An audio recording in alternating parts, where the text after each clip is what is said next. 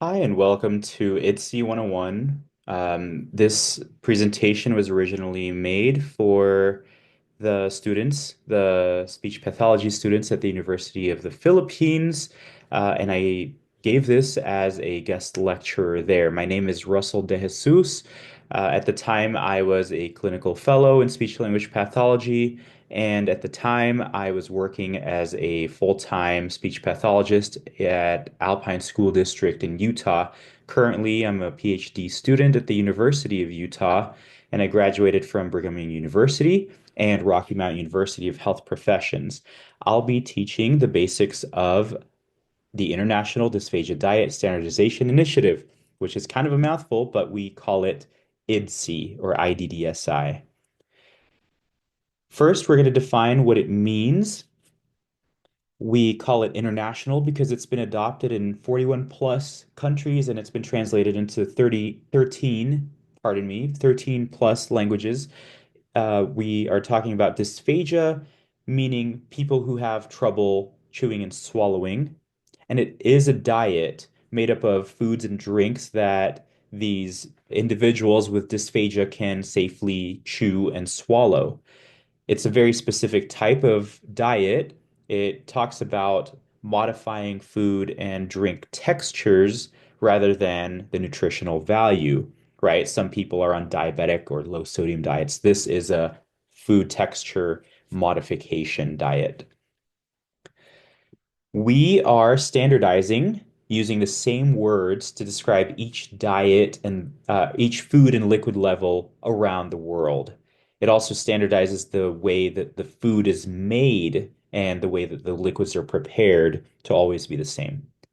And then finally, it's an initiative because it works with others around the world to start a new way to talk and prepare foods and liquids for people with dysphagia. So the primary objective of IDDSI is to improve safety through common terminology for all ages, in all care settings, and for all cultures. You'll see this on the IDDSI webpage. You are very welcome to navigate there. We are encouraging people to always refer to the official IDDSI guidelines. As far as the that first bullet point, safety, it is important to keep people safe from choking when they have chewing and swallowing difficulties. Additionally, some of this food and drink might spill into the lungs, causing pneumonia. We want their quality of life to be increased or maintained.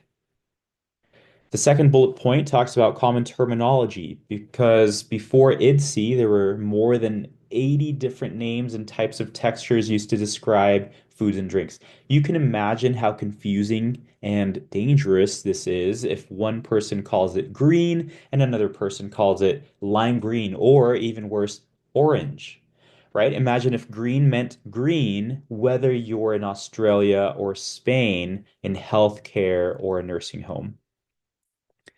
IDDSI also aims to provide testing protocols to make sure that the foods and drinks are safe to serve to people with dysphagia. It's supposed to be, or it provides easy, reliable, and accessible testing using forks, spoons, chopsticks, fingers, and 10 mil syringes. We are going to watch videos later that demonstrate these testing methods. And by that, I mean I'm going to provide 5 different links to 5 different IDDSI levels that I'll provide down in the description below. And in that description will be at least 2 other links to other videos that I'll mention throughout this presentation.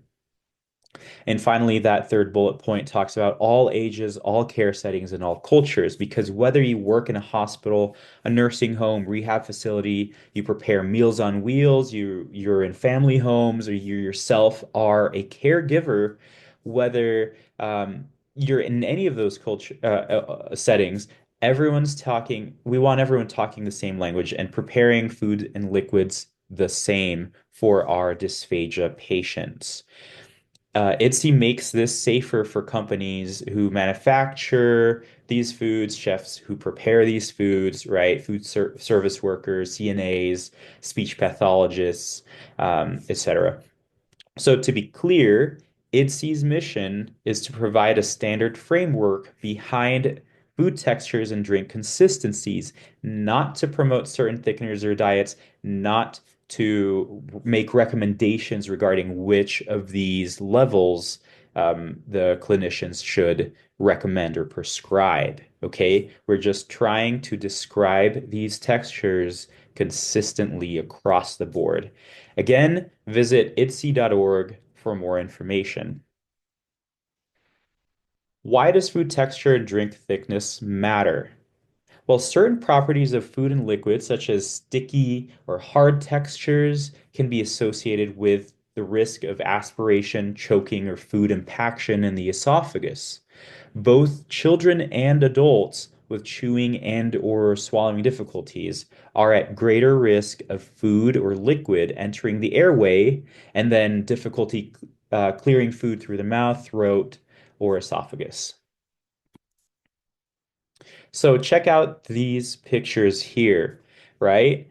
We're introducing the idea of common terminology. Look at that picture on the top right. I believe that's mashed potatoes, broccoli, and chicken. How would you describe that top right picture? What have they done to it? Is it pureed, buo-buo, ground, pira-piraso, diced, chopped, steamed, boiled? What about the bottom right? Think about that. As a thought experiment, right? How would you describe those pictures? It's going to vary by whoever's watching this video. It's going to vary by facility. This inconsistent terminology is a worldwide issue surrounding dysphagia diets. Inconsistent and confusing terminology can result in the patient receiving food and liquid textures that might compromise the chewing and swallowing safety and efficiency. So, what is currently being practiced? What are the diets being offered? What are the foods being offered? Let's take a look. Current practice depends on the facility. Some describe or some recommend or prescribe puree foods or nectar thick liquids for stroke patients. I know this from my interviews with physicians in the Philippines. A lot of them will say, "Oh, here comes a patient who had had a stroke. We're going to put an NG tube, a feeding tube, into their nose, or we're going to recommend pureed foods or nectar thick liquids for stroke patients. And these food consistencies and drink thicknesses are not well defined, and we know that there are negative health outcomes for immediately defaulting to pureed foods or nectar thick liquids, or especially immediately going to feeding tubes. Physicians and dietitians recommend different types of nutritional diets based on nutritional needs or allergies. Check it out. The full diet, FTC, or hypoallergenic diet, no chocolate-colored foods diet, low purine diet. These are not food texture diets. These are strictly based on nutritional needs of the patient. Okay, so some facilities, though, use the NDD, the National Dysphagia Diet. However, this dysphagia diet is not evidence-based. Look at it on the right. It's got these five levels, right? These are not evidence-based. They're generic, they're subjective, they're not defined textures and consistencies. There's limited protocols and tools for evaluating whether or not people are using the same terminology. So currently in the Philippines, there's no standard definitions for different food textures or liquid consistencies, or even reliable measurement protocols for evaluating food textures and consistencies in the Philippines. So in comparison, this is the IDDSI framework that we're in the process of implementing in the Philippines. Okay, notice the separate categories for food textures, the pyramid on the left, and drink thicknesses, the pyramid on the right. Notice the relationship between them. Levels 3 and 4 are similar levels. IDDSI provides a standardized testing methods and measurements to determine which foods and drinks are included in each level. And then for testing, we use common eating utensils like forks, spoons, chopsticks, fingers.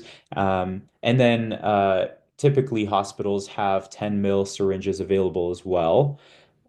And these tools are used to determine food levels. So these methods are simple, inexpensive, easily accessible, reliable, and they can be used by anyone and everyone, right? IDDSI is evidence-based.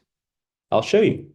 So here are five of our most foundational publications um, spanning the 2010s, and you can learn more details about the evidence in these publications. As always, you can check out IDDSI.org for more information.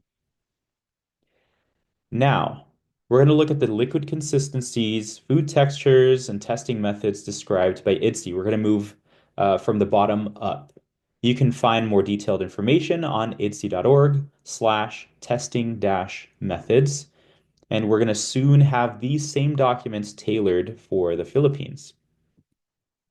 Starting at the very bottom of the pyramid, we have level 0 thin.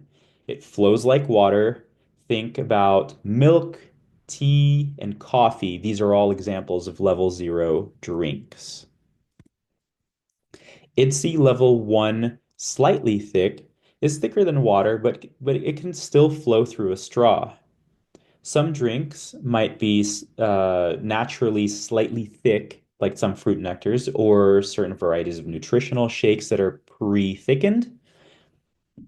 But for the most part, that is what level 1 slightly thick is. Moving up, we have IDDSI level 2 mildly thick, and these drinks can still be sipped from a cup or a straw. They pour quickly from a spoon, but they flow more slowly than thin and slightly thick drinks. Look for mildly thick labels on pre-thickened beverages. There are some vegetable juices that could be produced mildly thick, but off the top of my head, I can't think of a lot of drinks that are at level 2 mildly thick. Same with IDDSI level 3 moderately thick. I'm having a hard time thinking off the top of my head, and of course, I didn't prepare it on this slide. But level 3 moderately thick drinks can be consumed by a cup or taken with a spoon, but these are a lot harder to sip through a straw. You want to look for moderately thick labels on pre-thickened beverages. You notice on the left here, it's the bottom of the foods pyramid. They call it liquidized. Now, the reason that level 3 has two names, liquidized and moderately thick, is probably because when I think of chicken at level 3, I probably won't think of it as a moderately thick drink. Okay? And a similar thing is happening with level 4 moving up. But before we get there, I'm going to show you the IDDSI flow test using this link up here. IDDSI chose a gravity flow test using a 10 mil syringe as a simple and easy to use practical objective measure to classify drinks based on their rate of flow. So here we see the flow test with levels 1 through 3, this video that I'm showing you at the top right. The IDDSI level is determined by the volume remaining in the syringe after 10 seconds. You can watch that video on your own time, but it compares IDDSI levels 1 through 3. Like I said, we're moving up, going to level 4 pureed or extremely thick drink. Okay, so this level doesn't require chewing. It has, and this is important, a smooth texture with no lumps. And this is also important and is not sticky. If it has lumps, we consider that a mixed consistency food. If it's sticky, it can clump up or it can stick to the walls of your swallowing mechanism. Not good. So, again, we're not trying to recommend the different textures here. We're just defining if you're planning to provide your patient with a level 4 pureed food or extremely thick drink. You can't consider it level 4 if it's got lumps and it's sticky. Some examples of pureed foods are pudding, applesauce. You could puree lugao, okay? But moving on, moving up, minced and moist. Level 5, minced and moist. This doesn't require biting and minimal chewing is required. These foods can easily be mashed with just a little pressure from a fork. We'll talk about that when we talk about level 6.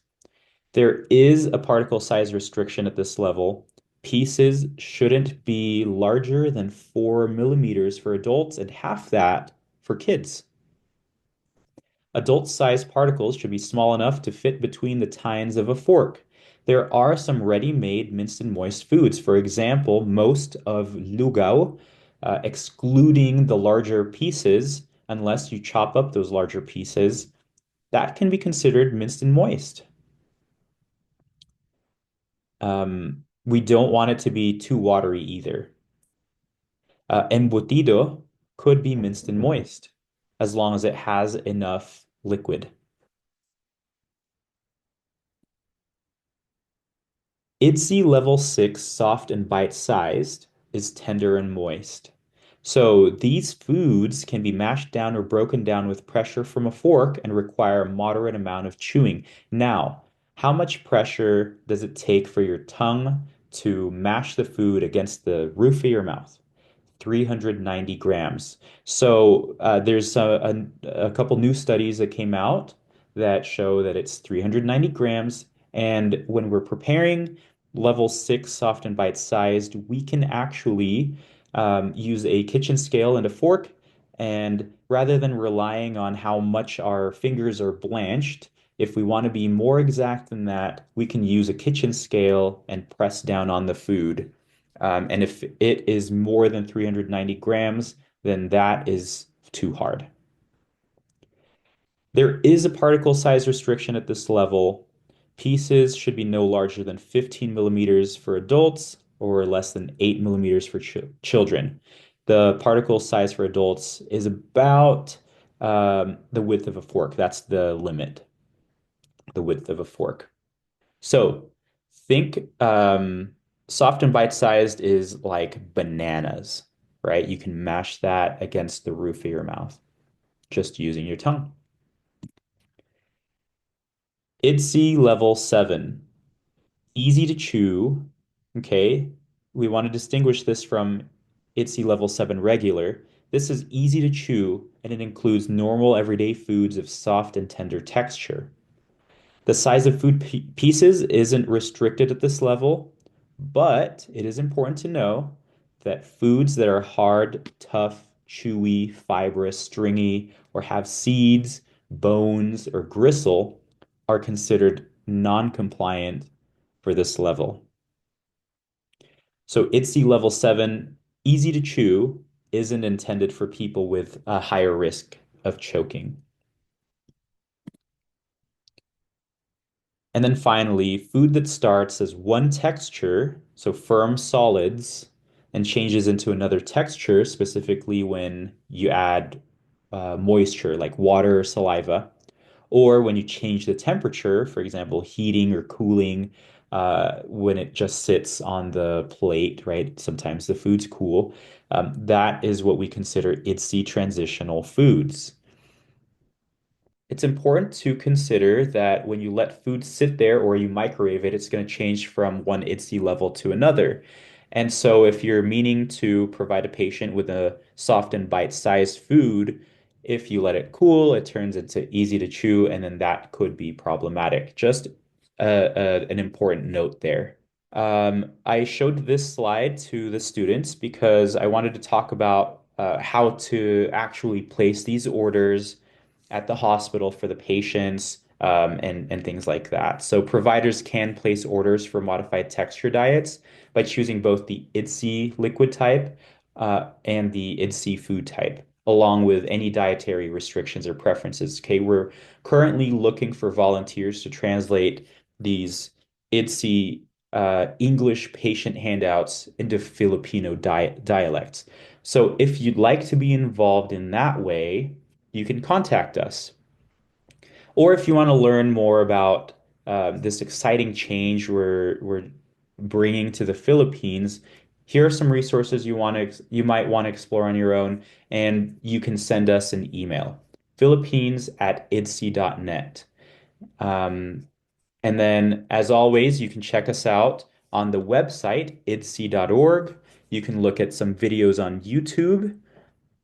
You can check us out on Google Play or App Store and download the app.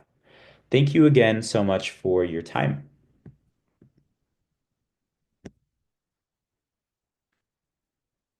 Thank you so much for your time.